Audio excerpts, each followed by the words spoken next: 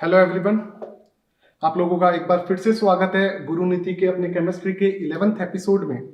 My name is Sanjay Agarwal और मेरे साथ हैं हनुमान जांगीड़ सर। आज अपन थर्मोकेमिस्ट्री डिस्कस करने वाले हैं। क्यों सर, सही बात है ना? बिल्कुल सर, थर्मोडायनेमिक्स अपना लास्ट लेक्चर में हो गया था।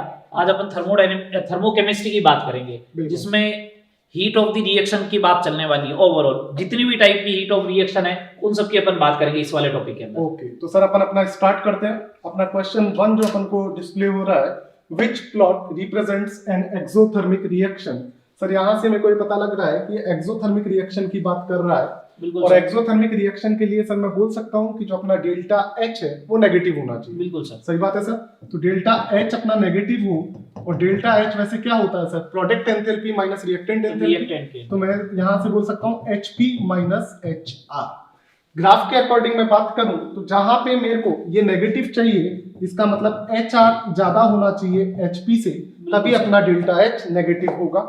यहां से बेटा मैं यदि थर्ड ऑप्शन की बात करूं थोड़ा सा, तो यहाँ पे देखिए HR की वैल्यू ग्रेटर देन HP के कंपैरेटिवली, तो यहाँ पे हमको डेल्टा H नेगेटिव मिलेगा। और मैं कह सकता हूँ कि प्लॉट 3 जो है वो एक्सोथर्मिक रिएक्शन के लिए इंडिकेट कर रहा है। बिल्कुल ओवरऑल ये बात है सर। उष्मा क्षेत्री पूरी थर्मोकेमिस्ट्री के अंदर जो बात होगी वो डेल्टा एच की बात होगी। और डेल्टा एच जो होता है इसको अपन वैसे तो नॉर्मली बोलते हैं एंथैल्पी, या फिर अपन इसको ऐसा भी बोल सकते हैं हीट एट कांस्टेंट प्रेशर। बिल्कुल सही बात, ठीक है। और थर्मोकेमिस्ट्री में मोस्ट ऑफ द केस में अगर हीट भी बोलता है तब तक भी अपन इसको सही मानते हैं।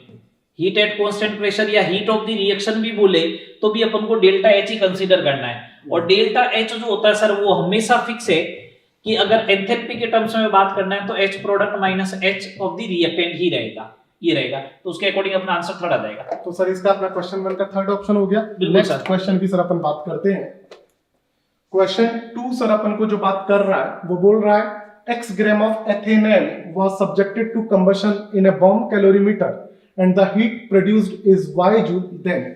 सर यहाँ पे अपन को बॉम्ब कैलोरीमीटर की बात कर रहा है और एथेनॉल की है। बिल्कुल, बॉम्ब कैलोरीमीटर में जो है सर वो आप हीट जब कैलकुलेट करते हो, या बॉम्ब कैलोरीमीटर में जब आप कोई भी फ्यूल लेके अगर उसका कंबशन करवाते हैं अपन, तो यहाँ पे जो हीट रिलीज होती है उसको अपन एट कांस्टेंट वॉल्यूम पे मेजरमेंट करता है। ओके, अगर कांस्टेंट वॉल्यूम पे मेजरमेंट कर रहे हैं इसका मतलब ये होगा कि अपन ने जो है वो हीट कैलकुलेट की है इंटरनल एनर्जी वाली, means change in internal energy आप कैलकुलेट कर रहे हो। ओवरऑल बात तो ये। अच्छा, कोई भी हीट जो होती है, अगर आपको हीट बोल रहा है कि अपन को बोला गया है कि देन तो डेल्टा ई, ये जो आएगी, ये डेल्टा ई आए डेल्टा एच आए, अपन यूनिट देखे तो यूनिट के अकॉर्डिंग जो आएगा वो पर मोल कैलकुलेट किया जाता है। एक बात इसका भी ध्यान रखना है अपन को। अब अगर इसके अकॉर्डिंग अपन बात करें कि x ग्राम इथेनॉल का कंबशन करवाया और y जूल आई है, तो अपन को डेल्टा ई जो आ रहा है वो ये आ रहा है कि y जूल आ रहा है for x gram of ethanol के लिए। और सर एथेनॉल की बात करूं तो इसका ऑर्गेनिक के अकॉर्डिंग मैं फार्मूला बात करूं तो CH3CHO हो जाएगा सर। बिल्कुल सर, इसका मॉलिक्यूलर वेट 44 हो जाएगा। इसका मॉलिक्यूलर वेट 44। सर अभी आपने एक इधर इंपॉर्टेंट बात बोली कि अपन डेल्टा ई पर मोल के लिए काउंट करते हैं। पर मोल मैं ये भी बोल दूं कि थर्मोकेमिस्ट्री में जितनी मोस्ट ऑफ द टर्म आएगी वो सारी पर मोल के लिए बात की जाएगी। बिल्कुल सही बात है सर, जितनी भी स्टैंडर्ड डेफिनेशन है ना वो पर मोल की पर मोल के लिए आएगी। अपन को नहीं बोले तो अपन पर मोल के रिस्पेक्ट में सर बात करेंगे। अब सर अपन को यहाँ पे जो बात की है इसने x ग्राम के लिए बताई है y, तो सर मैं डायरेक्ट बोल सकता हूँ x ग्राम के लिए y जूल है, तो 1 के लिए y by x हो जाएगा। हाँ, तो 1 के लिए y by x। और 1 मोल की बात करूं तो 1 मोल का मतलब 44 ग्राम आ जाएगा। तो उस रिस्पेक्ट में बेटा उसके लिए हो जाएगा sir y by x into 44। अब एक्चुअल में सर ये हीट जो है वो रिलीज होने वाली है। जब हीट रिलीज होती है तो एक्सोथर्मिक प्रोसेस होता है, तो उसका साइन जो रहेगा वो नेगेटिव रहेगा। तो डेल्टा ई जो आना चाहिए वो आएगा minus Y by X into 44, ये आएगा जूल पर मोल आएगा सर। एक मोल की कैलकुलेट की है, तो अपना आंसर जो बनना चाहिए delta E is equal to minus Y by X into 44 बनेगा। तो सर थर्ड ऑप्शन हो जाएगा। बिल्कुल सर, ये कभी अगर बॉम्ब कैलोरीमीटर दे दे और अगर अपन से नॉर्मली डेल्टा ई अभी जैसे पूछा है, अपन ऐसे ही बोलते हीट इतनी रिलीज हुई है, तो वहां पे हीट का मतलब जो होगा वो डेल्टा ई होगा। और फिर अपन से ये पूछ सकता बताओ एंथैल्पी कितनी होगी, तो अपने पास एक रिलेशन है डेल्टा एच बराबर delta E plus delta of the एनजीआरटी। Sir इसका भी एक क्वेश्चन अपन ने नेक्स्ट में रखा है। और एक बच्चे ये भी याद रखें कि यहाँ पे दो इंपॉर्टेंट चीज हमने बताई। एक तो पर मोल के लिए बात होगी पहली चीज, दूसरी चीज साइन का बेटा इस पूरे थर्मोकेमिस्ट्री में बहुत इंपॉर्टेंट रोल रहेगा। सर साइन का ही रोल है पूरा थर्मोकेमिस्ट्री में, प्लस माइनस का ही रोल है। प्लस माइनस का ही रोल रहेगा। तो सर ने आपको स्टार्टिंग में फर्स्ट क्वेश्चन में बता दिया कि एक्सोथर्मिक है या एंडोथर्मिक है, ये आप थोड़ा सा ध्यान रखोगे और क्वेश्चन उसके अकॉर्डिंग करोगे तो इजीली अपना क्वेश्चन सॉल्व हीट जब भी रिलीज होती है, एक्सोथर्मिक प्रोसेस होता है तो उसमें डेल्टा एच नेगेटिव आएगा, और एंडोथर्मिक होता है तो डेल्टा एच पॉजिटिव बनेगा। चलिए सर आगे। बिल्कुल सर। तो सर अपन नेक्स्ट क्वेश्चन की बात करते हैं। नेक्स्ट क्वेश्चन अपन को बोल रहा है heat of the following reaction in bomb calorimeter. अब जैसे ही बॉम्ब कैलोरीमीटर बात कर ली तो इसका मतलब ये क्लियर है कि अपन डेल्टा ई की बात जो दे रखा वो डेल्टा ई है, कांस्टेंट वॉल्यूम की बात सर। करते हैं। हमको दिया है delta E minus 1415 kilo joule. अपन को बोल रहा है reaction C2H4 plus 3O2 change into 2CO2 plus 2H2O. What is the heat of combustion of ethene at 27 degree Celsius temperature and constant pressure. जैसा अभी आपको सर ने बताया, कांस्टेंट प्रेशर पे हीट अपन डेल्टा एच बोलते हैं और कांस्टेंट वॉल्यूम पे हीट अपन डेल्टा ई बोलते हैं। और सर ने अभी प्रीवियस क्वेश्चन में बताया जब दोनों के रिलेशन की बात करें तो अपने पास एक फॉर्मूला होता है delta H is equal to delta E plus delta N G R T. बेटा यहाँ पे एक इंपॉर्टेंट पॉइंट आ रहा है डेल्टा एन जी, ये मैं आपको बता दूं that is the gaseous mole of product minus gaseous mole of reactant. यहां मैंने गैस की बात की है तो इस चीज का आप स्पेशली ध्यान रखें। यदि मैं रिएक्शन को चेक करूं तो रिएक्शन के अकॉर्डिंग यदि अपन डेल्टा एनजी की बात करें तो प्रोडक्ट में लिक्विड को अपन काउंट नहीं करेंगे। बिल्कुल सर। तो प्रोडक्ट के गैस मोल आ गए 2, रिएक्टेंट के गैस मोल आ गए 4, तो यहां से ये -2 मिल गया। अब मैं यदि इसमें वैल्यूज को रखूं और कांस्टेंट प्रेशर पे जो हीट पूछी है दैट इज डेल्टा एच उसको काउंट करूं तो डेल्टा ई अपन को दिया है -1415 किलो जूल। इसे किलो जूल में ही रख लेते हैं बेटा, बाकी वैल्यूज को भी अपन किलो जूल में रखेंगे जिससे कैलकुलेट होके किलो जूल में आंसर आएगा, क्योंकि ऑप्शन में अपन को किलो जूल के रिस्पेक्ट में बात कर रहा है। यहां से अपन ने देखा डेल्टा एनजी आपके पास आ गया -2, आर होता है 8.314 जूल में जब रखोगे तो 8.314, साथ में मैं इसे किलो जूल में कन्वर्ट कर रहा हूं तो अपॉन 1000 कर दिया। Temperature always should be taken in kelvin, यहाँ पे 27 डिग्री सेल्सियस है, इसे केल्विन में कन्वर्ट करूंगा 300 केल्विन हो जाएगा। जैसे ही बेटा अपन इसको थोड़ा सा कैलकुलेट करके सॉल्व करेंगे तो ये अराउंड बेटा आपको मिलेगा -1419.98 के समथिंग मिलेगा अपन को। तो बेटा इसमें थोड़ा सा कैलकुलेशन का आपको स्पेशली ध्यान रखना पड़ेगा, क्योंकि आपके पास एक ऑप्शन है 19 से समथिंग और एक है 20, बहुत नियर बाय है, तो 0.98 है, इसके रिस्पेक्ट में अपन इस ऑप्शन में कंप्लीट परफेक्ट कैलकुलेशन ही करनी पड़ेगी सर, बिना कैलकुलेशन का अपना इसमें काम नहीं चल सकता। सही है। चले सर आगे। बिल्कुल सर। एक ये भी याद रखें कि जल्दी जल्दी में अपन इसको यदि 8.3 समथिंग मान के चलेंगे तो कैलकुलेशन में दिक्कत आ सकती है, तो इसको 3 डिजिट तक आपको बेटा जाना पड़ेगा। चले सर आगे। बिल्कुल सर। नेक्स्ट क्वेश्चन की बात करते हैं। नेक्स्ट क्वेश्चन बोलता है for which of the following substances the heat of formation in the standard state is 0। तो सर क्या बात करते हैं इसमें अपन?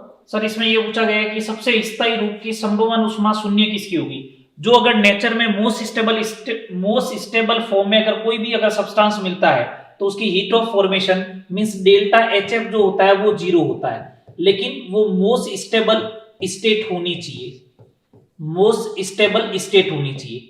तो उनकी हीट ऑफ फॉर्मेशन क्या होती है? 0 होती है, मतलब उनको बनाने के लिए कोई एंथैल्पी चेंज नहीं होगा, उनको बनाने में एनर्जी चेंज नहीं होना चाहिए कोई भी। जैसे अगर अपन बात करें हाइड्रोजन की, तो हाइड्रोजन की मोस्ट स्टेबल स्टेट है H2 गैस, बिल्कुल, इसकी डेल्टा एचएफ 0 है। ऑक्सीजन की बात करें तो O2 गैस है। अब ऑक्सीजन का एलोट्रॉप तो O3 भी होता है, लेकिन उसको बनाने के लिए आपको हीट देनी पड़ेगी, तो O2 की 0 होगी, O3 की 0 नहीं होगी। इसी टाइप से N2 की गैस की 0 है, मतलब जो स्टेबल वाला आ रहा है उनका 0 करना है। F2 गैस फिजिकल स्टेट भी ध्यान होनी चाहिए, Cl2 गैस, Br2 जो होना चाहिए वो लिक्विड में होना चाहिए, I2 जो होता है मोस्ट स्टेबल स्टेट में सॉलिड में मिलेगा। सिमिलर वे में कार्बन की बात करें तो ग्रेफाइट। बेटा कार्बन का ये बहुत इंपॉर्टेंट फॉर्मूला रहता है, ये ध्यान रखना, सी डायमंड से ज्यादा स्टेबल सी ग्रेफाइट है थर्मोडायनेमिकली अपन बात करें तो, और इसका काफी यूजफुल अपने को क्वेश्चंस में भी मिलेंगे, तो ये ध्यान रखें सी डायमंड से ज्यादा स्टेबल क्या आएगा अपने पास? सी ग्रेफाइट। तो यहां से मेरे को समझ में आ रहा है कि ये सी डायमंड तो वैसे कैंसिल हो गया। बिल्कुल सर। उसके अलावा अगर अपन बात करें तो सल्फर S8 होगा, S8 में भी रोम्बिक सल्फर, रोम्बिक मोनोक्लिनिक और प्लास्टिक सल्फर होता है, उसमें से अपन को S8 रोम्बिक वाला लेना है। और फास्फोरस में ध्यान रखना है सर, व्हाइट फास्फोरस, जबकि स्टेबल जो होता है वो ब्लैक फास्फोरस हो रहा है, लेकिन अपन यहाँ पे जो ले रहे हैं वो P4 व्हाइट वाले की डेल्टा HF जो होगी वो 0 होगी। चाहो तो आप इसे एक्सेप्शनल केस मान लो, या फिर मैं ऐसा बोल सकता हूं कि ये नेचर में जो होता है वो अप्रोक्सीमेट 99% मिलता है। तो यहाँ पे ये बोल सकता हूं कि क्वांटिटी या प्रोडक्शन जो है वो मोस्ट इंपोर्टेंट देन स्टेबिलिटी। तो सर वाले केस अपन ने इसमें अबंडेंस के रिस्पेक्ट में बात कर ली, बिल्कुल ये मिलेगा ही है, मिलेगा ही है। तो ये मोस्ट स्टेबल स्टेट है। इसके अलावा जैसे कोई मेटल हो गया, तो मेटल अपने फिजिकल स्टेट सॉलिड में ही मिलता है, तो उसको बनाने की जरूरत नहीं, उसकी हीट ऑफ फॉर्मेशन जो आएगी वो 0 आएगी। ये बेसिकली जो है जिनका अपन यूज करते हैं उसके अकॉर्डिंग अपन चेक कर लेते हैं सर। तो सर अपन ने पहली बात तो अपन थोड़ा सा यदि लॉजिकल सोचें, सी डायमंड नहीं है, बी नहीं है, तो फर्स्ट ऑप्शन अपना सर रॉन्ग हो जाएगा, सेकंड ऑप्शन अपना रॉन्ग हो जाएगा। सही बात है सर। अब सर अपन बाकी इसमें देख लेते हैं, सी डी ई इसमें भी कॉमन है, तो अपन जो नॉन कॉमन है उससे आंसर देख लेते हैं। जैसे अपन को बात कर रहा है सर यहाँ पे बेंजीन की बात कर रहा है, Br2 I2, तो अभी आपने बता दी कि I2 सब Br2 नहीं होगा, Br2 लिक्विड होना चाहिए और ये सॉलिड में होना चाहिए, सॉलिड में ये भी नहीं आएंगे। तो सर अपना डायरेक्टली आंसर अपन आंसर ये आ गया थर्ड CD। बाकी आपको सर ने इसमें स्पेशली जो भी चीजें बेंजीन बनाना पड़ेगा सर। बेंजीन बनाने के लिए हीट ऑफ फॉर्मेशन की रिक्वायरमेंट होगी। शुगर बनाना पड़ेगा आपको, तो उसमें भी हीट ऑफ फॉर्मेशन की रिक्वायर्ड होगी। इनमें नहीं पड़ेगी, ग्रेफाइट में जरूरत नहीं है, जिंक में जरूरत नहीं है, एल्यूमिनियम में जरूरत नहीं है, क्योंकि ऑलरेडी मोस्ट स्टेबल स्टेट में रहेंगे। चले सर आगे बेटा, नेक्स्ट क्वेश्चन की बात करते हैं अपन इसमें। F2 plus 2HCl change into 2HF plus Cl2. Delta H0 for this reaction is minus 352.18 kilojoule. If delta H0 F, बेटा ये F का मतलब फॉर्मेशन के रिस्पेक्ट में, heat of formation, HF is this one, then delta H0 F for HCl will be। तो बेटा यहां से एक चीज अपन को ये पता होनी चाहिए थर्मोकेमिस्ट्री के अकॉर्डिंग कि हमको जो डेटा गिवन है वो फॉर्मेशन एंथैल्पी का गिवन है। सब अपन ऐसा एक बात करें तो मैं अगर जैसे बोलता हूं कि ये एक रिएक्शन है, X कन्वर्ट हुआ Y में, ठीक है, या फिर R कन्वर्ट हुआ P में, कुछ भी बोलो अपन, एक ये रिएक्शन है। इस रिएक्शन की जो एंथैल्पी आएगी वो डेल्टा H रिएक्शन आएगी। बिल्कुल सही बात है सर। अब चाहे ये रिएक्शन जो है वो चाहे फॉर्मेशन की हो चाहे कंबशन की हो, उससे कोई भी लेना देना नहीं है। मेरे को तो ये मालूम है ये डेल्टा H रिएक्शन आएगा, चाहे वो रिएक्शन कंबशन की लिखो फॉर्मेशन की लिखो, इससे कोई फर्क नहीं पड़ता है। अब आपको ये ध्यान रखना डेल्टा H रिएक्शन किसके बराबर आएगा। डेल्टा H रिएक्शन जो आएगा, अगर हीट ऑफ फॉर्मेशन गिवन है तब तो delta HF of the P minus delta HF of the R के बराबर होगा। सर वही बात कर रहे हैं अपन कि यदि फॉर्मेशन एंथैल्पीज के डेटा गिवन है, प्रोडक्ट माइनस रिएक्टेंट पूछ क्या रहा है बेटा, दैट डजंट मैटर, ये मैटर नहीं करेगा उससे नहीं कि सर फॉर्मेशन पूछा है। बिल्कुल, डेटा क्या गिवन है, डेटा यदि फॉर्मेशन का गिवन है तब तो आप फॉर्मूला लगाओगे प्रोडक्ट माइनस रिएक्शन, और यदि डेटा कंबशन का गिवन है तो लग जाएगा R माइनस P। तो अगर डेल्टा H रिएक्शन की बात करूं वापस और कंबशन का डेटा गिवन है तो delta HC heat of combustion of reactant minus heat of combustion of product. ये बेसिकली दो फॉर्मूले आपको ध्यान रखने हैं सर। एक बॉन्ड एनर्जी वाला भी इसमें अपन बॉन्ड एनर्जी वाला अगर सर अपन बात करेंगे रिएक्टेंट माइनस प्रोडक्ट ही हो जाएगा, लेकिन अपन उसको इस अप्रोच से करेंगे नहीं, अपन दूसरा अप्रोच बताएंगे उसके अंदर। तो बेसिकली ये दो फॉर्मूले आपको ध्यान रखना है। इन दोनों फॉर्मूले में ध्यान आपको ये रखना गिवन डेटा क्या है, डेटा गिवन क्या है पूछा है उसके अकॉर्डिंग तो अपन रिएक्शन लिखना है अपन को। पूछा है उसके अकॉर्डिंग तो रिएक्शन लिखो, और जो गिवन है उसके अकॉर्डिंग फॉर्मूला अप्लाई करो। बिल्कुल। अब जैसे यहाँ पे अपन को फॉर्मेशन एंथैल्पीज के डेटा गिवन है, तो हमने बेटा फॉर्मूला जो सर ने बताया आपको, delta H is equal to delta HP minus delta HR, ये लगाएंगे क्योंकि हमारे को गिवन डेटा फॉर्मेशन का है। सही बात है सर। यहाँ से डेल्टा H बेटा अपन को डायरेक्टली गिवन है, कितना गिवन है डेल्टा H माइनस 352.18। अब अपन बात कर रहे हैं प्रोडक्ट में बेटा अपन बात करें तो HF के लिए हमको फॉर्मेशन एंथैल्पी गिवन है दिस वन। सही बात है, ये पर मोल की है सर, पर मोल। अभी अपन ने पहले भी बात की है कि जब तक नहीं बोले तो पूरी थर्मोकेमिस्ट्री में जितने भी टर्म्स आएंगे वो सारे पर मोल के लिए ही बेटा डिफाइन किए जाते हैं। लेकिन यहाँ पे 2 मोल की बात कर रहा है तो मैं बोल सकता हूँ इसको 2 into माइनस 268.3। सही बात है सर। Cl2 की हो जाएगी 0, Cl2 की 0 ही अभी अपन ने गैस फॉर्मेट में डिस्कस किया था। ये तो प्रोडक्ट आ गया। माइनस रिएक्टेंट की बात करें F2 की सर अपने पास अगेन 0। HCl के 2 मोल है तो HCl के लिए ही पूछा है, मैं इसे सर x मान लेता हूँ, x मान लो तो 2x हो जाएगा, ये सर 2x हो जाएगा। सही बात है सर, ठीक है सर। इसको थोड़ा सा यदि अपन कैलकुलेशन करें तो ये आया माइनस 352.18 इज इक्वल टू, इसको 2 टाइम्स मल्टीप्लाई करेंगे तो सर ये आ जाएगा अपने पास 7 आ जाएगा सर, यहाँ पे 3 आ जाएगा 536. 536.6 आ रहा है माइनस का, और ये माइनस का 2x आ जाएगा। उधर शिफ्ट कर दे सर इसको इधर लेके जाए तो ये आएगा अपना 2x is equal to minus 536.6 plus 352.18। सही बात है सर? लगभग सर माइनस का 183.8 बन जाएगा। लगभग ये 2x जो आएगा वो माइनस का 183.8 आ जाएगा। ठीक है, माइनस का 183.42 आ जाएगा। 183.42 आएगा।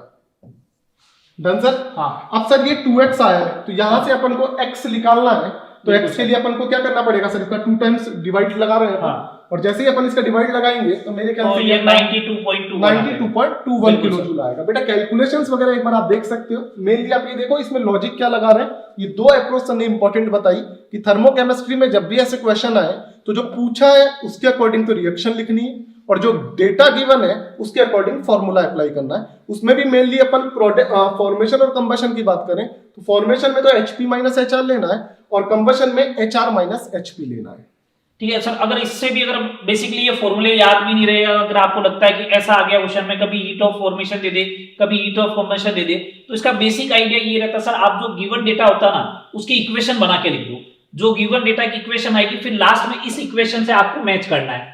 जैसे सर आप इसकी इक्वेशन लिखो, जैसे HF की हीट ऑफ फॉर्मेशन लिखे जैसे, तो सर जैसे HF की यदि अगर HF की हीट ऑफ फॉर्मेशन की बात करूंगा तो हीट ऑफ फॉर्मेशन 1 मोल के लिए, तो अगर मैं इसको ऐसा लिखता हूं H2 प्लस F2, ये कन्वर्ट होगा HF में। ये 2 मोल के लिए बात होगी। ये 2 मोल तो अपन 1 मोल के लिए बात करते हैं, तो ये हाफ H2 आना चाहिए, हाफ F2 आना चाहिए। ये HF बन गया गैस में अगर दे रखा है तो ये, और ये डेल्टा HF हो गया, ये डेल्टा H1 मान ले सर इसको। ठीक है। दूसरा सेकंड अपन को डेटा पूछा गया था HCl का कितना होगा, तो मैं कह रहा हूं HCl का होगा half of the H2 plus half of the Cl2, और ये कन्वर्ट होगा HCl गैस में। बेटा ये ध्यान रखें हमेशा ये पर मोल के फॉर्मेशन की ही बात। बिल्कुल सर, इस चीज का ध्यान रखें नहीं तो क्वेश्चन गलत हो जाएगा। ये डेल्टा HF हो गया किसका? HF का। ये डेल्टा HF हो जाएगा HCl का।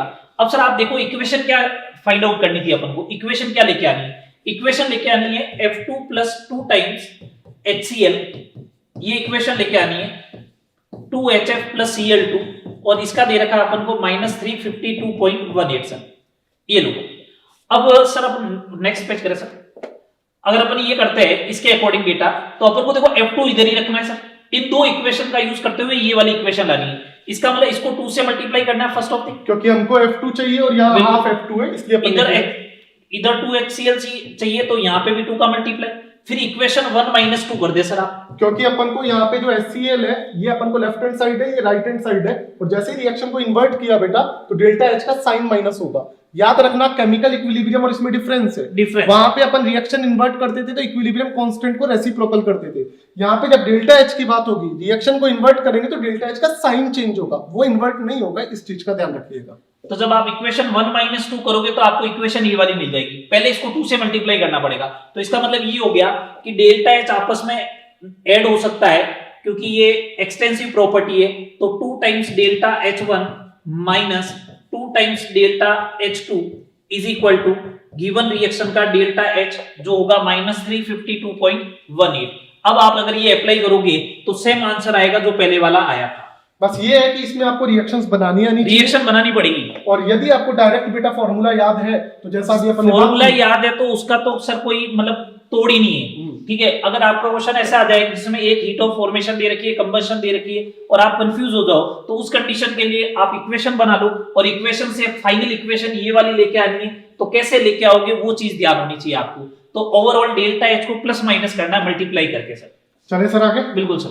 बेटा अब नेक्स्ट क्वेश्चन की बात करते हैं। इसमें अपन नेक्स्ट क्वेश्चन ये बोल रहा है if H plus O2 change into SO2, SO2 plus half O2 change into SO3, SO3 plus H2O change into H2SO4, H2 plus half O2 change into H2, then enthalpy of formation of H2SO4 at 298 Kelvin will be। बेटा वैसे तो ये question अपन thermochemistry में बोल रहे हैं, लेकिन simply इसमें जो अभी सर ने आपको प्रीवियस क्वेश्चन में बताया बिल्कुल वही है सर। आपको H2SO4 का फॉर्मेशन रिएक्शन लिखनी है और इन चारों रिएक्शंस को ऑपरेट करके उसके अकॉर्डिंग चेंज करना। सही बात है सर? सर अगर H2SO4 की अगर अपन इक्वेशन लिखे तो ये बनेगा H2 plus sulphur plus 2O2। अब बेटा यदि सर ने जैसा बताया, हाँ ये आपने इक्वेशन लिख दी, न्यूमेरिकल पॉइंट ऑफ व्यू से तो सही है सर ये इक्वेशन। अगर मेरे से ये इक्वेशन लिखी हुई और बोले ये हीट ऑफ फॉर्मेशन को रिप्रेजेंट करती है क्या, तो फिर गलत होगा, क्योंकि वहां पे हीट ऑफ फॉर्मेशन अपन बोलते हैं कि मोस्ट स्टेबल नेचुरल स्टेट से बनना बिल्कुल चाहिए। सही बात तो है। इस कंडीशन में फिर तो ये होता है H2 गैस प्लस सल्फर लेना पड़ता S8, जो अभी आपने रोम्बिक वाला बिल्कुल बताया। सर। तो 1/8 S8 हो जाता प्लस 2O2 गैस हो जाता, बस ये डिफरेंस आता।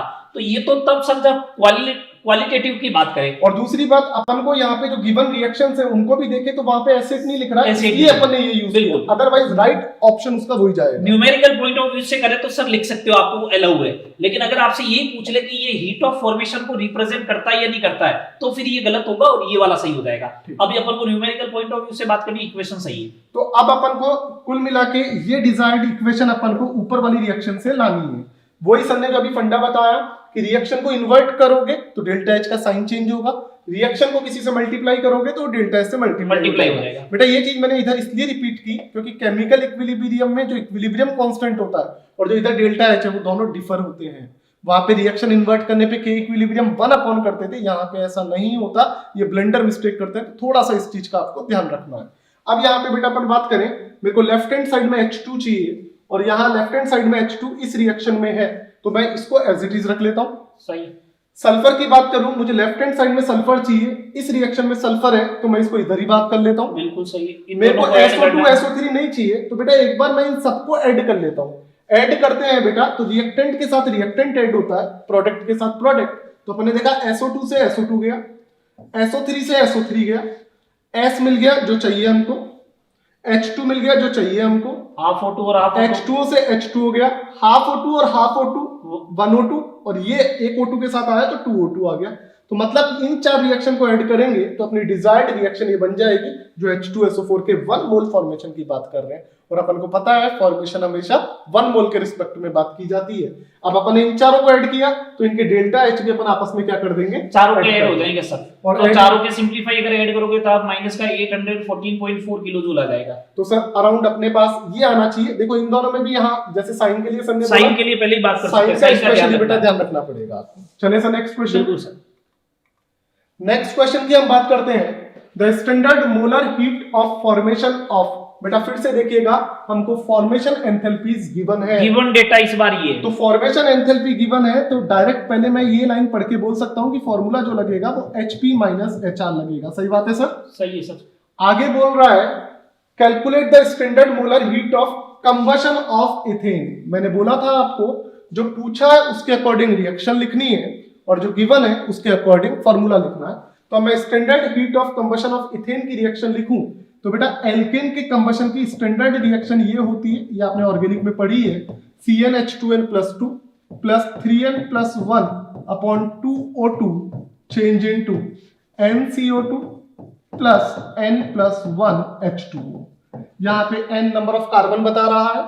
अब यदि इथेन की बात करें तो होगा C2H6, मतलब n इज इक्वल टू आपको 2 लेना है, तो जैसे ही आप लोग तो C2H6 plus 7/2O2 change into 2CO2 plus 3H2।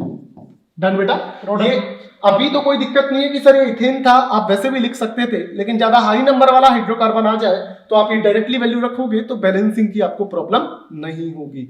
फिर से एक इंपॉर्टेंट बात, यहाँ पे heat of combustion of ethane बात कर रहे हैं, हमेशा 1 मोल की बात की जाती है और यहाँ 1 मोल ही है, तो इस चीज का बेटा आपको ध्यान रखना पड़ेगा। अब यहाँ पे मैं फॉर्मूला अप्लाई करूं तो डेल्टा एच क्या आएगा, HP माइनस HR। प्रोडक्ट में 2 मोल CO2 है, तो CO2 की कितनी दी है सर अपन को, CO2 की दी है -94.1, तो 2 इंटू -94.1। फिर अपन से बात कर रहा है 3 मोल वाटर, 3 मोल H2O लिक्विड वाटर की 68.3 है माइनस की, तो 3 मोल -68.3 है। ये तो अपना आ गया प्रोडक्ट। रिएक्टेंट की बात करता हूं मैं, 1 मोल इथेन, इथेन के 1 मोल की दी है आपको -21.1, और जैसा सर ने बताया O2 अपना स्टेबल है, तो सर कंबशन करवाता है खुद का कंबशन, हाँ, तो इसकी हीट ऑफ कंबशन कुछ होगी नहीं इसकी। तो सर अब अपन को इसको कैलकुलेट करना पड़ेगा। बिल्कुल सर। तो कैलकुलेशंस का एक बार आपको थोड़ा सा ध्यान रखना पड़ेगा। 2 टाइम्स इसको मल्टीप्लाई करोगे तो ये आएगा अराउंड आपके पास -188.2। सही बात है सर। और 3 टाइम्स इसको मल्टीप्लाई करेंगे तो ये माइनस का ही चलेगा, 194.9 हो जाएगा, ये आ जाएगा, और ये माइनस माइनस प्लस 21.1 आएगा। तो सर इसको अपन कैलकुलेट कर ले थोड़ा सा, तो कितना हो जाएगा सर, ये अराउंड 370 के समथिंग चला जाएगा। बिल्कुल सर। और ये माइनस का 370 है, प्लस 21 है, तो माइनस का 372 के आसपास आ जाएगा सर। हाँ, तो थोड़ा सा यदि आप कैलकुलेट करके इसको देखोगे तो आई थिंक ये माइनस 372 समथिंग आना चाहिए। कैलकुलेशंस वगैरह बेटा एक बार आपको देखनी पड़ेगी, ठीक है। तो सर इसका अपना थर्ड ऑप्शन हो जाएगा। बिल्कुल सर। चले आगे। Yes sir. नेक्स्ट क्वेश्चन की बात करते हैं। नेक्स्ट क्वेश्चन बोलता है what amount of energy in kilo joule is release. Release की बात कर रहा है, ध्यान रखिएगा। मतलब साइन इसने अपना आप अंडरस्टूड हो गया हाँ, कि रिलीज है तो नेगेटिव आएगा। अब इसने ओनली फॉर अमाउंट की बात की है, तो मतलब amount तो मैग्नीट्यूड की बात की है। Combustion of 5.8 gram of butane, C4H10 का मतलब बेटा ब्यूटेन की बात होती है। इक्वेशन भी दे दी है सर। अगर यहाँ पे अगर अपन देखें तो वहां पे 2 मोल के लिए ये आई है, 2 मोल CH4H10 के कंबशन की एंथैल्पी चेंज जो है वो इतना है। तो इसका मतलब ये होगा कि 1 मोल के लिए अगर मैं बात करता हूं तो 1 मोल के लिए हो जाएगा इसका हाफ, क्योंकि अपन जो बात करते हैं वो हमेशा 1 मोल के रिस्पेक्ट में बात करते हैं यदि कंबशन बोलना है। बिल्कुल सर। अब ये कंबशन की एंथैल्पी आ गई। अगर आपसे कंबशन की एंथैल्पी पूछता तो आंसर ये आता, ना कि ये जो दे रखा है ये नहीं होता। अब अपन से पूछा है कि 5.8 से कितना होगा। 1 मोल ब्यूटेन का मतलब हो गया 58 ग्राम, तो ये 58 ग्राम के लिए। तो अगर 5.8 के लिए पूछा जा रहा है तो ये सिंपल सा ये हो जाएगा -575.6 डिवाइड बाई 2, ये आ जाएगा सर। तो ये हो जाएगा 287.8। तो कुल मिला के सर ने आपको ये बोला, पहली बात तो ये हीट ऑफ कंबशन अपन इसे कॉल नहीं कर सकते। ये हीट ऑफ कंबशन नहीं है, ये 2 मोल की है, इसलिए हीट ऑफ कंबशन नहीं है। तो इसको अपन ने पहले 1 मोल में कन्वर्ट किया, ये अपनी हीट ऑफ कंबशन होगी। और हीट ऑफ कंबशन 1 मोल किसका कंबशन हो रहा है, ब्यूटेन। तो ब्यूटेन का मॉलिक्यूलर वेट 58 ग्राम, मतलब 58 ग्राम के लिए इतनी है, तो 5.8 ग्राम के लिए कितनी होगी। सिंपल सा क्वेश्चन था, बस यहाँ पे क्वेश्चन इसलिए डाला ये आपको क्लियर हो जाए कि डायरेक्ट आप 2 मोल से कैलकुलेट नहीं कर सकते। चले सर आगे नेक्स्ट क्वेश्चन। नेक्स्ट क्वेश्चन पे बेटा बात करें heat of combustion of H2, this one. और आपको ये C दे रखा है, C2H5। ये सब कंबशन की एंथैल्पी सर, सबके कंबशन की है, हाइड्रोजन की भी, कार्बन की और इथेनॉल की भी, सबके कंबशन की दे रखी है। तो सर मतलब अपन को कंबशन का डेटा दे रखा है। हाँ। तो सर कंबशन का डेटा दे रखा है तो अपन क्या डेटा से सर, डेटा ओवरऑल तो उस काम के लिए आएगा कि heat of combustion of reactant minus product, उस काम के लिए आएगा। पूछा है हीट ऑफ फॉर्मेशन, तो इक्वेशन फॉर्मेशन की लिखनी है आपको। अगर C2H5OH की हीट ऑफ फॉर्मेशन की इक्वेशन लिखूं तो 2 कार्बन लिखना है, प्लस 3H2 लिखना है, प्लस हाफ O2 लिखना है, इज इक्वल टू ये हो जाएगा सर C2H5OH। ये आपकी डिजायर्ड इक्वेशन है। इसका डेल्टा H कैलकुलेट करना है। इस रिएक्शन का जो डेल्टा H होगा वो डेल्टा HF ऑफ इथेनॉल ही होगा। बिल्कुल सही बात है, क्योंकि अपन ने यहाँ पे 1 मोल इथेनॉल का फॉर्मेशन किया है। तो सर अब इसका डेल्टा H अपन कैलकुलेट कर लेते हैं कि डेल्टा H जो होगा वो heat of combustion of reactant minus heat of combustion of product हो जाएगा। क्योंकि अपन को कंबशन दे रखा है तो मैंने सिंपल कंबशन की टर्म्स HR माइनस HP। सही बात है सर। बिल्कुल सर। तो यहाँ पे यदि अपन वैल्यूज की बात करें, रिएक्टेंट के लिए बात करोगे तो 2 मोल कार्बन है, तो 1 मोल की 393.5 है नेगेटिव में, तो 2 मोल की मल्टीप्लाई बाय 2 हो जाएगा। बिल्कुल सही बात है। फिर अपन को बोला 3 मोल H2। O2 कंबशन करवाता है, कंबशन होता नहीं है, तो इसका कुछ नहीं है। तो ये तो रिएक्टेंट सर अपना कंप्लीट हो गया। प्रोडक्ट की बात करें सर अपन, तो प्रोडक्ट भी एक ही मोल है, 1 मोल ही है, तो सर यही ले लेंगे अपन। यहां से इसे अपन को कैलकुलेट करना पड़ेगा सर। तो सर कैलकुलेट करें अपन इसको, तो थोड़ा सा इसको चेक करें अपन, ये कितना हो जाएगा सर। अप्रोक्सीमेट रफली आइडिया ले लो। अगर आप इसको 400 कंसीडर करते हो तो ये 800 हो गया, और इसको 250 कंसीडर करते हो तो 750, माइनस में आ गया 1550। रफली आइडिया। और ये प्लस का हो गया 1234, तो इसका मतलब माइनस का अप्रोक्सीमेट 300 के आसपास बनेगा। माइनस का 300, तो सर इसका मतलब अपना ये सेकंड ऑप्शन करेक्ट हो जाना चाहिए। चले सर आगे। बिल्कुल सर। तो थोड़ा सा कैलकुलेशन में जो सर ने अप्रोक्सीमेशन बोला वो लेंगे तो टाइम तो ऑप्शन बहुत दूर दूर है फर्स्ट ऑफ चीज। हाँ, ये चीज जरूर ध्यान रखें, ऑप्शन क्लोज है तो फिर आप ये तरीका नहीं ले सकते। आगे बात करते हैं नेक्स्ट क्वेश्चन पे। नेक्स्ट क्वेश्चन बेटा बोल रहा है in the complete combustion of ethane 54 gram of water is formed and 370 kilo calorie of heat is evolve, hence heat of combustion of ethane is. Sir इसमें एक चीज ये दे रखी है, आपको ये बोला है कि C2H6 का कंप्लीट कंबशन कराना तो 54 ग्राम वाटर तो बनेगा, साथ में 370 किलो कैलोरी जो है वो हीट भी रिलीज होगी। सर मेरे को ये आइडिया नहीं कि इसने C2H6 कितना मोल बोला, ये मेरे को बिल्कुल भी आइडिया नहीं है। बिल्कुल सर, ये बिल्कुल भी आइडिया नहीं है C2H6 कितना मोल बोला है, लेकिन मेरे को ये जरूर मालूम चला है कि 54 ग्राम अगर वाटर बन रहा है फाइनल में, इसका मतलब 3 मोल जो है वो H2O बनेगा। तो सर कुल मिला के ये थोड़ा स्ट्राइकोमेट्री का क्वेश्चन हाँ, जा चुका है। अगर 3 मोल H2O बनता है, अगर अपन को मालूम नहीं है ना, अपन को इक्वेशन लिखनी है, तो मैं ये बोल दूं अगर 3 मोल H2O बना है तो यहां पर इसका मतलब 6 मोल हाइड्रोजन आ गए। बिल्कुल सही एटम की बात कर रहा हूं सर। अगर 6 मोल हाइड्रोजन एटम आया है तो अगर मैं बात करूं कि रिएक्टेंट की साइड में भी 6 हाइड्रोजन होने चाहिए, अगर रिएक्टेंट की साइड में अगर 6 हाइड्रोजन होगा तो सिंपल सी बात हो गई C2H6 का 100% एक ही मोल होगा। और सर अपन ये भी बोल सकते हैं कि 1 मोल के रिस्पेक्ट में 3 मोल बन रहे हैं, बिल्कुल ये इक्वेशन से भी हो जाएगी, तो डायरेक्ट अपना 1 मोल आ गया। 1 मोल है। इथेन के कंबशन की रिएक्शन लिख ली, तो टोटल मिला के हमको जो बोला है वो 1 मोल इथेन के लिए बात कर रहा है कंप्लीट कंबशन, जिसमें 370 किलो कैलोरी हीट रिलीज हो रही है। जो 1 मोल की हीट होती है उसी को अपन हीट ऑफ कंबशन बोलते हैं, और ये वही दे रखी है, तो इसका मतलब सर डायरेक्टली अपने पास 370 किलो कैलोरी। लेकिन सर प्लस माइनस दोनों है, इसने बोला हीट रिलीज हुई है। जब हीट रिलीज होती है तो साइन आता है नेगेटिव, तो उसके अकॉर्डिंग डेल्टा एच जो आएगा एंथैल्पी ऑफ कंबशन वो नेगेटिव में आएगा। तो बेटा ये जरूर ध्यान रखना, रिलीज है इसलिए माइनस है, ऐसा नहीं कि फर्स्ट ऑप्शन अपना लॉलीपॉप दिख रहा है अपन को यहाँ पे और अपन ने डायरेक्ट इसको टिक कर दिया। तो हीट रिलीज है तो आपको नेगेटिव लेके चलना पड़ेगा। चले सर आगे। बिल्कुल सर। नेक्स्ट क्वेश्चन की सर यहाँ पे बात करते हैं, if delta H not F ethene का दे रखा है, इथेन का दे रखा है, देन हीट ऑफ हाइड्रोजनेशन की बात की है। तो सर जो पूछा है उसके अकॉर्डिंग तो मैं पहले रिएक्शन लिख दूं। बिल्कुल तो सर मैं सिंपल बोल सकता हूं C2H4।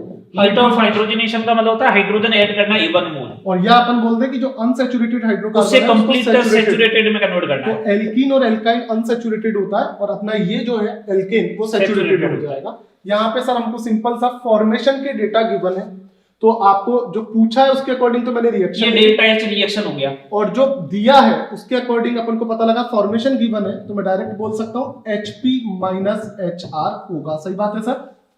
तो यहां से अपन बेटा बात करें तो HP इथेन के लिए बात करें तो इथेन के फॉर्मेशन की एंथैल्पी दे रखी है हमको X2, और रिएक्टेंट में बात करें C2H4 की दे रखी है X1, H2 की 0 होगी, स्टैंडर्ड है इसलिए, स्टैंडर्ड है, मोस्ट स्टेबल है। तो यहां से हमको बेटा सिंपल मिलेगा इसके लिए X2 माइनस X1।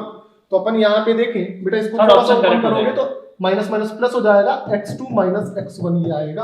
तो अपना थर्ड ऑप्शन इसमें करेक्ट होना चाहिए। सही बात है सर। चले आगे। तो बेटा नेक्स्ट क्वेश्चन की बात करते हैं इसमें अपन।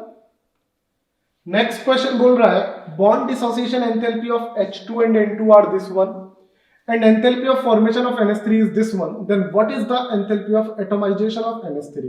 बेटा यहाँ पे enthalpy of atomization सर जो दिख रहा है ये बहुत इंपॉर्टेंट टर्म है और इसमें कंफ्यूजन बहुत ज्यादा है। तो सर इसके लिए अपन क्या बात कर सकते हैं? सर अगर ये कंपाउंड दे रखा है, अगर कंपाउंड दे रखा है तो अगर 1 मोल कंपाउंड लेना है आपको, ये 1 mole compound in gaseous state, 1 mole compound in gaseous state हो, उसमें जितने भी बॉन्ड प्रेजेंट है उन सारे बॉन्ड को ब्रेक करके गैसियस एटम बनाना है, गैसियस एटम बनाना है।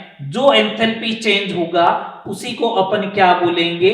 उसी को अपन बोलेंगे एंथैल्पी ऑफ एटमाइजेशन। तो 1 मोल कंपाउंड लेना है, सारे बॉन्ड ब्रेक करके उसको गैसियस एटम में कन्वर्ट करने के लिए जो डेल्टा H आएगा उसी को एंथैल्पी ऑफ एटमाइजेशन बोलेंगे। अब इस वाले केस के लिए अगर अपन बात करें, अगर ये NH3 गैस होगा तो इसका मतलब फाइनल में N गैस बनना चाहिए, बिल्कुल सही बात, प्लस 3H गैस बनना चाहिए। यहां डेल्टा H रिएक्शन जो आएगा वो आएगा enthalpy of atomization first of चीज। सेकंड नंबर ये हो गई सर कि इस अमोनिया में 3 नाइट्रोजन हाइड्रोजन के बॉन्ड थे, तो जब ये 3 नाइट्रोजन हाइड्रोजन के बॉन्ड को ब्रेक भी करोगे तो ये एंथैल्पी इसी में कन्वर्ट होगा। तो मैं ऐसा बोल दूं क्या, एंथैल्पी ऑफ एटमाइजेशन जो आएगा 3 times bond energy of NH bond, बिल्कुल NH बॉन्ड के 3 टाइम्स आएगी। अब अपन को जो यहाँ पे ऑप्शन वगैरह मिलेंगे तो आपको बेसिकली ये ध्यान रखना है हीट ऑफ एटमाइजेशन जो है वो बॉन्ड एंथैल्पी के बराबर है या नहीं, अभी तो नहीं है इस वाले केस के अंदर। तो अब अपन को ओवरऑल ये पूछा है कि NH3 को N गैस और 3H गैस में ब्रेक करने के लिए कितनी एंथैल्पी रिक्वायर्ड होगी। बंद वियोजन ऊर्जा दे रखी है H2 और N2 की, तो सिंपल सा है H2 को जो है वो आपको गैसेस एटम में कन्वर्ट करना है 2H इसकी दे रखी है, और N2 के लिए भी आपको दे रखी है 2N में कन्वर्ट करने की। ये लो सर, ये ओवरऑल बात हो गई। तो अपन ऐसा बोल सकते हैं कि इसका भी बॉन्ड ब्रेक करना है, ये भी बॉन्ड ब्रेक करना है, बॉन्ड ब्रेक करना है। बॉन्ड ब्रेक करने के लिए एनर्जी देनी पड़ती है और नया बॉन्ड जब बनता है तो एनर्जी रिलीज होती है। तो जो बॉन्ड ब्रेक करना है इक्वेशन में, उसकी तो आप एनर्जी लिख लो पॉजिटिव में, और जो बॉन्ड नया बना है उसकी एनर्जी लिख लेते हैं अपन सर नेगेटिव में। ठीक है सर, उसके अकॉर्डिंग अपन बात करें तो अपन को ऐसा दे रखा है, heat of formation of ammonia दे रखा है, तो half of the N2 plus 3/2 H2 equal to ammonia. बेटा ये याद रखना, बात 1 मोल फॉर्मेशन 1 मोल की है, बेटा इस चीज की ध्यान रखना। यदि हाफ हटा देते हो तो 2NH3 फॉर्मेशन हो रहा है, तो अपन 1 मोल के रिस्पेक्ट में बात कर रहे हैं, सबने जो बताया आपको। अब अगर अपन बात करें तो अगर जब ये डेल्टा H रिएक्शन हो गया, ये डेल्टा H रिएक्शन जो आएगा वो इसके बराबर आना चाहिए, क्योंकि फॉर्मेशन गिवन दे रखा है अपन को फॉर्मेशन है तो मैंने उसके अकॉर्डिंग लिख दिया। एक तो N2 का बॉन्ड ब्रेक हुआ है तो ये देनी पड़ेगी, तो half into bond dissociation energy या बॉन्ड एनर्जी ऑफ N2। बिल्कुल सही बात है। 3/2 ये भी बॉन्ड ब्रेक करना है, तो ये हो गया H2 माइनस ये पूरा का पूरा बॉन्ड क्या करना है आपको, बन रहा है, तो ये एनर्जी क्या होगी, रिलीज होगी, और ये किसके बराबर आएगा, हीट ऑफ एटोमाइजेशन की, ये आ जाएगा सर। अब ये जो डेटा है वो अपन अगर पुट कर देते हैं तो अपना आंसर बन जाएगा। डेल्टा H रिएक्शन दे रखी है माइनस की 46 किलो जूल, ये लो। N2 की बॉन्ड एनर्जी दे रखी है 941.81 डिवाइड बाय 2 हो जाएगा। H2 की दे रखी है 436, तो 3/2 इंटू 436 बिल्कुल माइनस एंथैल्पी ऑफ एटोमाइजेशन, ये आ जाएगा सर। ये अप्रोक्सीमेट अगर अपन बात करें तो एंथैल्पी ऑफ एटोमाइजेशन इधर आ जाएगा, डेल्टा HA बराबर ये 940 है तो ये लगभग 470 हो जाएगा, ये जो होगा वो 654 हो जाएगा, प्लस 46 आके और ऐड हो जाएगा, तो ये मिलके हो गया 1170 के आसपास आ जाएगा।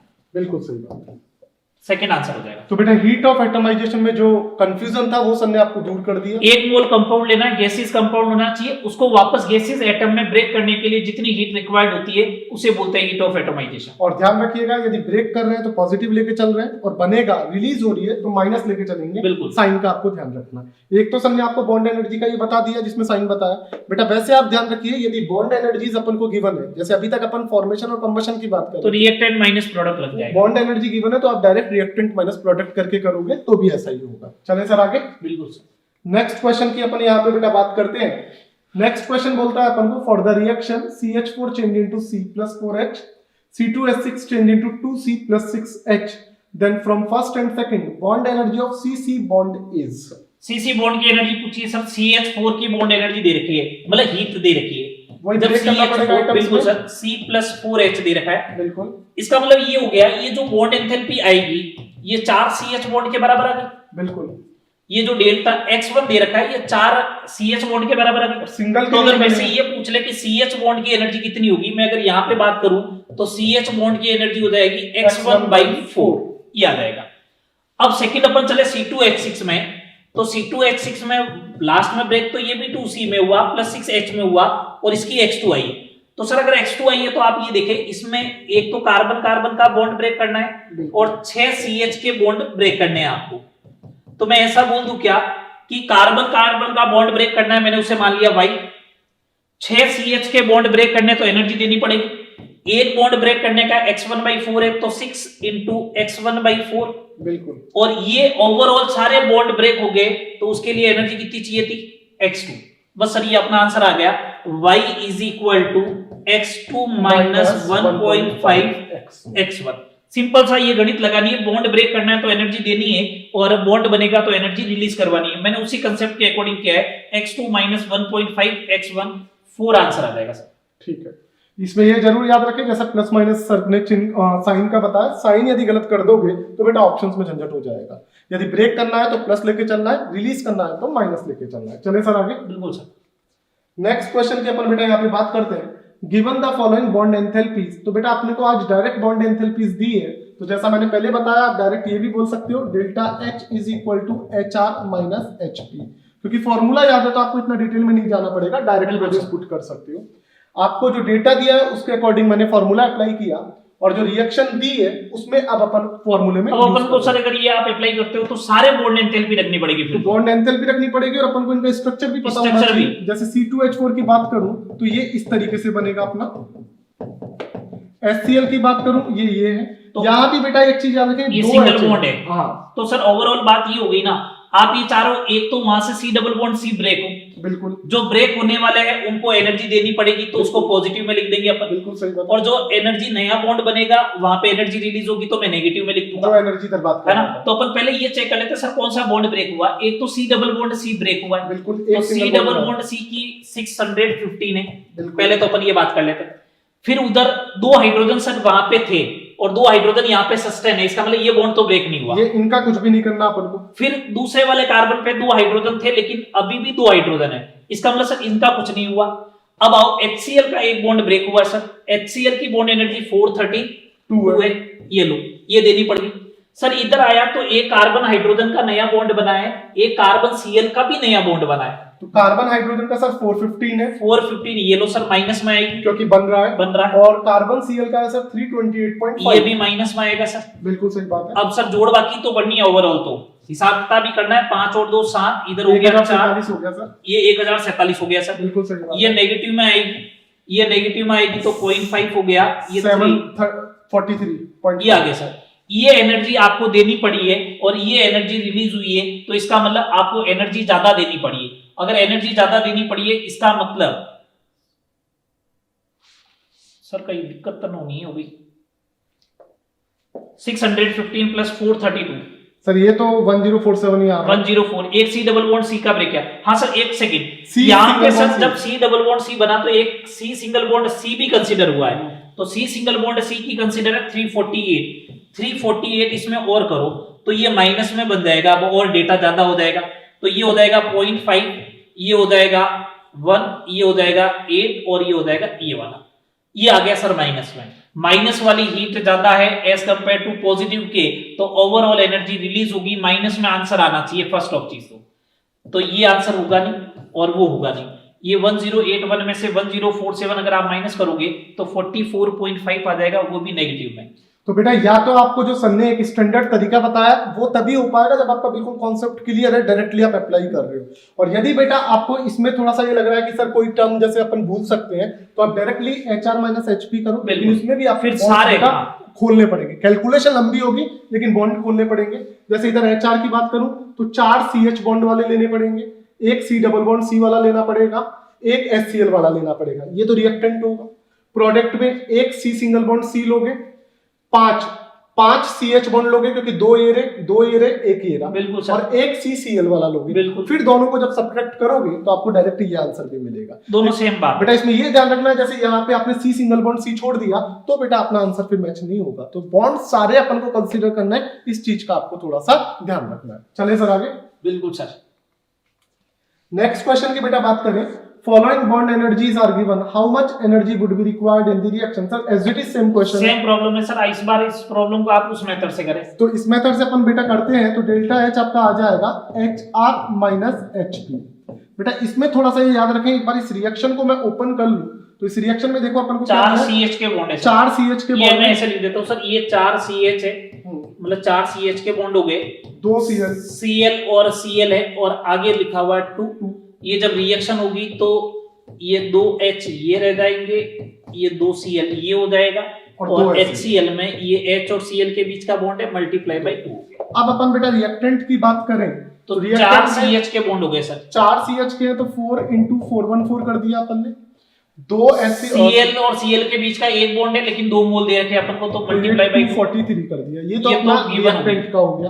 प्रोडक्ट का बेटा बात करें तो 2 CH के बॉन्ड है सर, 2 CH के बॉन्ड है तो बेटा 2 × 414 हो गया, 2 CCl के बॉन्ड है, 2 CCl के तो 2 × 150 हो गया, एक HCl का है लेकिन मल्टीप्लाई बाय 2 है तो 2 HCl के मोल हो गए, तो ये 432 हो गया। बेटा थोड़ा सा जोड़ बाकी करें तो बेटा 414 को 4 से मल्टीप्लाई करें तो ये आ जाएगा आपका, और इसको अपन ऐड करें तो ये कितना हो जाएगा सर, 486 हो जाएगा। ये तो सर अपना रिएक्टेंट हो गया। प्रोडक्ट की मैं बात करूं बेटा तो यहाँ पे ये आ जाएगा 828, 300 और 864। अब बेटा यदि अपन इनको ऐड करें तो सर ये कितना हो जाएगा अपना? सर 1600 से 1600 लगभग उड़ ही जाएगा और 150 के आसपास आना चाहिए आई थिंक। तो सर ये अपन थोड़ा सा देखें तो 1600 और 4 यहाँ तो ये 2000 तो ये हो गया और ऊपर का अपन और ऐड कर लेंगे। तो सर ये अराउंड अपने पास आ जाएगा 2136 आ गया ये, बिल्कुल सर 2136 तो ये हो गया। और यहाँ से अपन बात करें तो सर ये हो जाएगा अपने पास, सर ये हो जाएगा अपने पास 1992 जहां तक लग रहा है 1992 बन जाएगा सर। बिल्कुल सर ठीक है, तो सर 1992 को इसमें से माइनस कर लीजिए अपना, ये लो सर 150 बनेगा एग्जैक्ट। तो सर 150 आ गया, इसका मतलब अपना फर्स्ट ऑप्शन करेक्ट है। तो बेटा इस क्वेश्चन में थोड़ी कैलकुलेशन ज्यादा है लेकिन भूलने का कोई चांस नहीं है, और जब इसकी प्रैक्टिस हो जाए तो अपन डायरेक्ट लॉजिक कर सकते हैं कि जो बॉन्ड ब्रेक हो रहा है वो प्लस का, जो बॉन्ड ब्रेक हो रहा है वो इन्वॉल्व करते हैं। ओवरऑल ये हो जाता है कि यहाँ से जैसे 2 CH के बॉन्ड वापस सस्टेन हो गए तो मैं ये बोलता 2 CH का बॉन्ड ब्रेक हुआ है और 2 CCl के बने, तो 2 CH बॉन्ड की एनर्जी ले लेता, 2 Cl बॉन्ड की एनर्जी सारा वाला तरीका अपन देखो इधर भी देख सकते हैं, यहाँ पे 4 वापस कैंसिल आउट हुआ है सर, यहाँ पे 2 हुए तो 2 कैंसिल कर दो, 2 ले लो, बात वही हुई है सर। ठीक है सर, चले आगे। चलो आगे चलो। नेक्स्ट क्वेश्चन 16 की बेटा अपन बात करते हैं। The integral enthalpy of solution of anhydrous CuSO4 and hydrated CuSO4.5H2O are this one and this one, then determine the enthalpy of hydration of anhydrous CuSO4। तो सर मैं पहले इसकी यदि रिएक्शन लिखना चाहूं तो सर मैं ये बोल देता हूं कि जो अपने पास हाइड्रेटेड है उसको यदि अपन हीट दे देते हैं तो एनहाइड्रस में ब्रेक हो जाएगा सर। तो मैं यहाँ पे ये बोल दूं जो अपना CuSO4.5H2O है इसको यदि अपन ब्रेक करें तो ये एनहाइड्रस में जाएगा, साथ में वाटर अलग हो जाएगा। सही बात है सर। तो यहाँ पे अपन को जो एंथैल्पीज दी हुई है उसके लिए अपन बात कर लेते हैं। ये अपन को CuSO4 का दे रखा है और अपन को हाइड्रेटेड का दे रखा है, तो सर जो बच गया जलयोजन वो 5 मोल्स के लिए हाइड्रेटेड की आ जाएगी। तो सर इसको सॉल्व करें, delta H is equal to HP minus HR, इसमें अपन फॉर्मूला लगाएंगे। तो सर HP माइनस HR जैसे ही लगाएंगे तो सर डायरेक्टली ये दिख रहा है -69 और -10 तो -79 के समथिंग सर इसमें आता है। तो बेटा ये सिंपल सा क्वेश्चन था, HP माइनस HR लगाना था आपको, फॉर्मेशन पता है आपको, इसे हाइड्रेटेड बोलते हैं जिसमें वाटर हाइड्रेटेड फॉर्म में हो, ये एनहाइड्रस है और ये सिंपल अपना लिक्विड वाटर है जो इसके फॉर्म में था। HP माइनस HR लगाया तो -79 अपन बिल्कुल सही। चलें सर आगे। नेक्स्ट क्वेश्चन की बेटा बात करते हैं। यूजिंग द फॉलोइंग डेटा, जिसमें सब्लिमेशन दे रखा है, आयनाइजेशन एनर्जी, बॉन्ड एनर्जी, आपको इलेक्ट्रॉन एफिनिटी और फॉर्मेशन दे रखा है, then determine the lattice energy of NaCl। बेटा इसको NaCl की लैटिस एनर्जी के लिए मैं आपको एक थोड़ा सा चार्ट बना के थोड़ा बात करूं। सर अपन ने ऐसा बोले अगर कि मेरे को हीट ऑफ फॉर्मेशन दे रखी इसके अंदर NaCl की, तो मेरे को आइडिया कैसे चलेगा कि हाँ यही वाला प्रोसेस चलना चाहिए या क्या क्या हीट रिक्वायरमेंट होगी, अपन बेसिकली बात करें। जो आपने अभी बताया फॉर्मेशन एंथैल्पी जो अपन रिएक्शन में बनाते हैं, बिल्कुल सर। NaCl अगर आपको लिखना है ना NaCl का, तो अपन लिखेंगे Na सॉलिड होना चाहिए, सॉलिड बिल्कुल, plus half of the Cl2 gas होना चाहिए, बिल्कुल। तो ये जाके लास्ट में बनेगा NaCl और वो भी सॉलिड स्टेट। सॉलिड, ये अपनी लैटिस एंथैल्पी के लिए भी अपन डेफिनेशन के लिए बात करते हैं। ये लैटिस एनर्जी के लिए भी डेफिनेशन हो सकती है। कॉन्स्टिट्यूएंट पार्टिकल्स आयन में डिसोसिएट करने के लिए जो हीट रिक्वायर्ड होती है उसी को अपन लैटिस एनर्जी बोलते हैं, या फिर फॉर्मेशन का हो तो रिलीज एनर्जी हो जाती है। अब बेटा यदि यहां से अपन बात करें इसके लिए तो देखिएगा Na सॉलिड को पहले अपन को Na गैस में चेंज करना पड़ेगा। बिल्कुल सर। तो सर Na सॉलिड को Na गैस में चेंज करना है, इसके लिए जो जिम्मेदार होता है वो सब्लिमेशन एनर्जी ये देनी पड़ेगी, ये देनी पड़ेगी। Na गैस से फिर यदि अपन को रिएक्शन देखनी है तो इसको Na प्लस में कन्वर्ट करना पड़ेगा। इसके लिए जो एंथैल्पी जिम्मेदार होगी वो आयनाइजेशन एनर्जी होगी। सही है सर। ये याद रखें बेटा, डायरेक्ट सॉलिड से इलेक्ट्रॉन नहीं निकाल सकते क्योंकि आयनाइजेशन एनर्जी की डेफिनेशन हमने पढ़ा है, गैस मोल के लिए बात करते हैं। तो यहां तक अपन आए। इसके लिए बेटा पहले अपन को इसको एटम में ब्रेक करना है तो half mole bond dissociation energy देनी पड़ेगी। तो 1 मोल की एनर्जी बॉन्ड डिसोसिएशन एनर्जी होती है तो हाफ ही Cl2 है, तो ये अपने पास सर ये Cl आ जाएगा, ये गैस स्टेट में आ गया, गैसेस स्टेट में आएगा। फिर अपन इसकी इलेक्ट्रॉन एफिनिटी के थ्रू इसमें अपन इलेक्ट्रॉन ऐड करेंगे तो वो अपना कन्वर्ट हो जाएगा Cl माइनस में।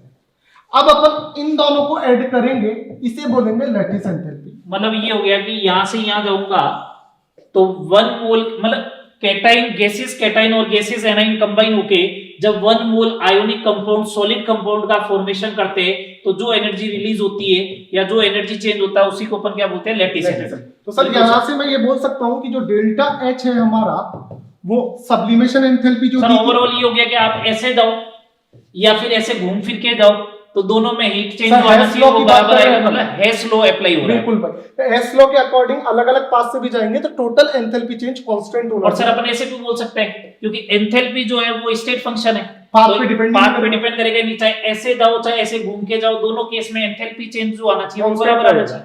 अब अपन ने डेल्टा एच बोला है, क्या था? एक तो सब्लिमेशन एंथैल्पी था, एक आयनाइजेशन एनर्जी फर्स्ट था, एक इलेक्ट्रॉन जब रिमूव किया, एक अपने पास हाफ बॉन्ड डिसोसिएशन एनर्जी था, ये अपन को नेगेटिव लेंगे। सर इसने विद साइन दिया है तो अपन को कोई दिक्कत नहीं है सर, आप तो सीधे वही लेके चलो।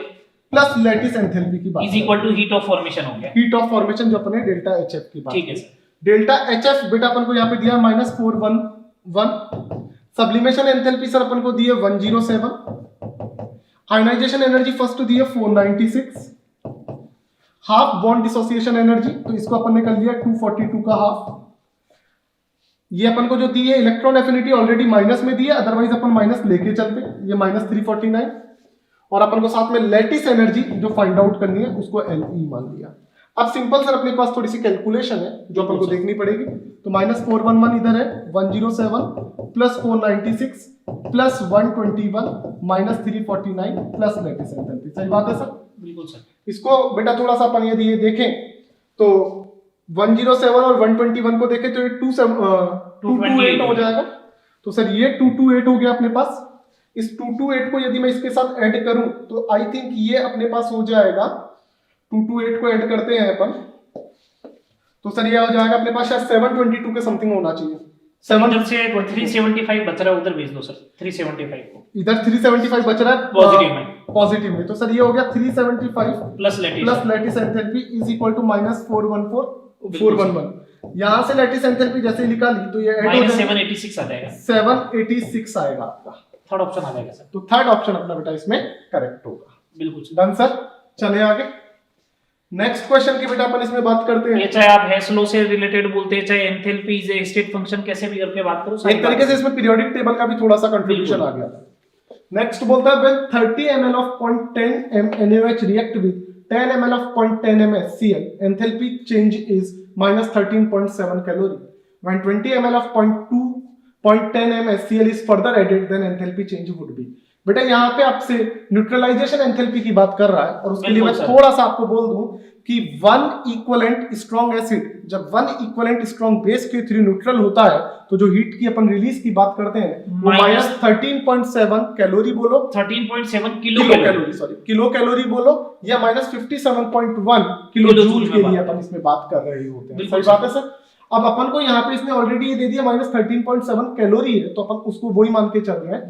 नहीं सर, ये इस रिएक्शन की दे रखी है, रिएक्शन के लिए बात कर रहा है, वैसे डेफिनेशन के अकॉर्डिंग किलो कैलोरी के रिस्पेक्ट में अपन बात कर रहे हैं। नहीं सर, रिएक्शन में अगर आप बोल रहे हो डेफिनेशन -13.7 किलो कैलोरी, वो 1 मोल H+ आयन और 1 मोल OH माइनस, लेकिन ये तो रिएक्शन में 1 मोल बन ही नहीं रहा है, 1 मोल नहीं बन रहा है। यहाँ पे इक्विवेलेंट अपन बात करें तो सर यहाँ पे अपन ये देखें, ये तो 3 इक्विवेलेंट की बात हो रही है, 3 मिली इक्विवेलेंट, मिली इक्विवेलेंट क्योंकि ml है, तो अपन ने बोल दिया ये तो अपने पास 3 मिली इक्विवेलेंट की बात हो रही है, और यहाँ पे अपन ने बात 1 मिली इक्विवेलेंट, ये 1 मिली इक्विवेलेंट की तो इसका मतलब लिमिटिंग रिएजेंट इस बार HCl होगा, एसिड होगा। बिल्कुल। तो इसका मतलब ये जो हीट रिलीज हुई है वो 1 मिली इक्विवेलेंट के रिलीज हुई है सब 13.7, तो ये बात बिल्कुल सही है कि 1 इक्विवेलेंट के करस्पॉन्डिंग बात करोगे तो 13.7 किलो कैलोरी ही आएगी। यहाँ पे मिली है तो उसको जैसे ही सॉल्व करोगे तो किलो कैलोरी में कन्वर्ट हो तो ये हीट यहाँ पे यही हिंट दिया गया है कि 1 मिली इक्विवेलेंट के करस्पॉन्डिंग जो हीट रिलीज होती है वो 13.7 होती है, रिलीज हो रही है तो माइनस साइन लेना पड़ेगा। अब अपन ने बाद में कितना ऐड किया, बाद में अपन ने 2 मिली इक्विवेलेंट और ऐड कर दी, यही बात की है सर?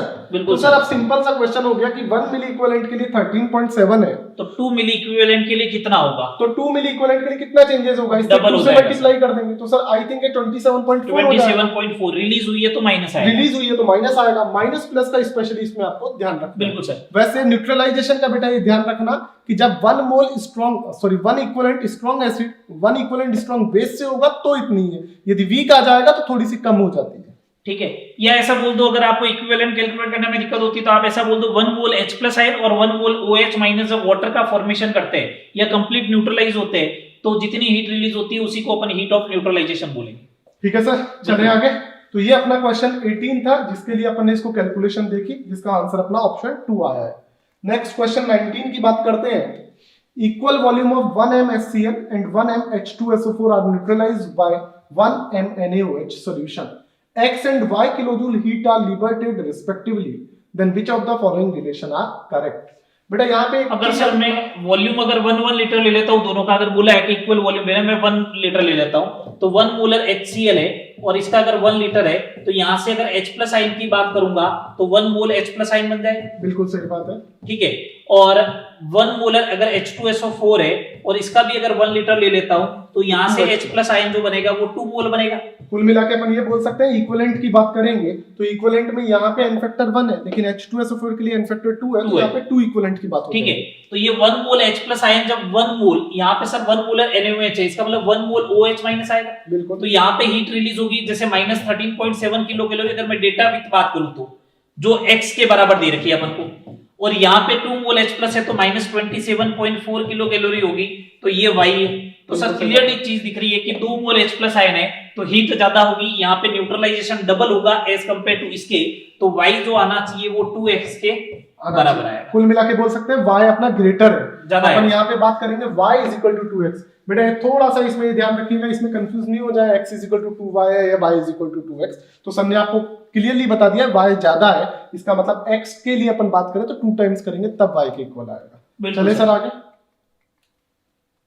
नेक्स्ट क्वेश्चन की बात करते हैं। The heat of neutralization of 4 acid A B C D are this one, then when they are neutralized by common base the acidic character obeys the order. बेटा अभी मैंने आपको पहले बोला है कि जब स्ट्रॉन्ग एसिड स्ट्रॉन्ग बेस के 1 इक्विवेलेंट से न्यूट्रल हो रहा है तो एनर्जी जो है वो -13.7 किलो कैलोरी रिलीज होती है। बेटा यहाँ पे अपन को न्यूट्रलाइजेशन एंथैल्पी दे रखी है और एसिडिक कैरेक्टर की बात कर रहा है, तो अपन को पता है जो एसिड ज्यादा स्ट्रॉन्ग होगा, क्योंकि चारों के लिए अपन को बात कर रखी है, जब तक नहीं दिया अपन 1 इक्विवेलेंट के रिस्पेक्ट में बात कर रहे हैं, जो एसिड ज्यादा स्ट्रॉन्ग होगा उसके लिए न्यूट्रलाइजेशन एंथैल्पी यहाँ पे ज्यादा आएगी। तो बेटा यहाँ पे सबसे ज्यादा आ रही है अपने पास A की, तो सबसे स्ट्रॉन्ग एसिड A होगा, उसके बाद D होगा, उसके बाद C होगा और उसके बाद B होगा। तो अगर वीक एसिड हुआ तो कुछ हीट जो है उसको आयोनाइज करने में लग जाएगी, तो ओवरऑल एनर्जी रिलीज जो होगी वो -13.7 से कम आएगी। तो बेटा इसके अकॉर्डिंग अपन यदि ऑप्शन देखें तो अपन को मिल रहा है ADCB, मतलब अपना बेटा सेकंड ऑप्शन इसके अकॉर्डिंगली करेक्ट होना चाहिए। बिल्कुल सर, सही बात है सर। तो सर ये अपना पूरा अपन ने अभी तक थर्मोकेमिस्ट्री देखा, जिसमें अपन ने सारे जितने भी कॉन्सेप्ट हैं उनको सबको कंबाइन करने की सोची और आपको क्वेश्चंस बताए।